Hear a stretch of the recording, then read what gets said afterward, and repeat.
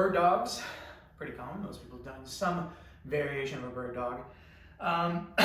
But as you'll find as you go through all of these midline and abdominal type movement, the devil is definitely in the details. So it is very easy to race through some bird dogs and feel nothing. More difficult, but obviously far more productive, to take your time, focus, and try and get all the right stuff in play. So I'm going down to hands and knees. Try and make a square. A lot of times people just get too narrow and the balance gets funny, so you don't want to work against that. So I've got a nice wide base. And the first thing I'm going to do is really just test my balance and make sure that I can even stabilize. This by itself can be problematic. It can cause pain. I shouldn't say it can cause pain. It is the precursor to understand that if you do have pain in this movement, you can do that instead. So if you can do this, great. Your next goal is basically reach out. And what this does is creates levers off to the side and backwards to then challenge what's going on through here. So number one mistake to avoid is too much movement. A lot of times bird dogs end up looking something like this. And they're just all over the place.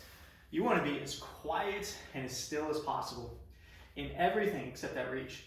So I like to think of getting totally locked in, maintain just an ordinary amount of lumbar curve. You don't have to do anything in particular. Just think of squeezing so that you can stay neutral. I pick up my hand and my knee and I reach out.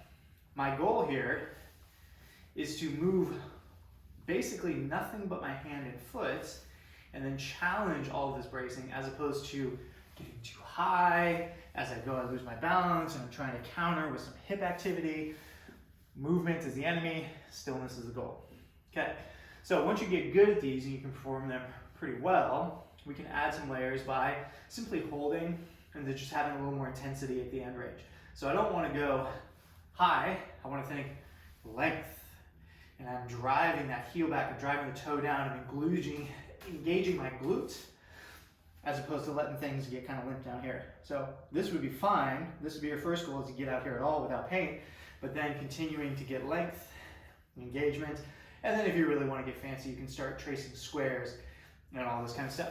But for now, your goal is balance, stillness in your movement, being very methodical, enjoying that tempo, and avoiding the extraneous movement that comes along with essentially being unprepared to handle those forces. So handle the force, get locked in, start to move, and then notice where you start to move so you can quiet that down and start to build that resiliency, the sort of like anti-movement resiliency in your bird dogs. And then from there, again, this goes back to Stuart McGill, back mechanic, I believe also one of his big three.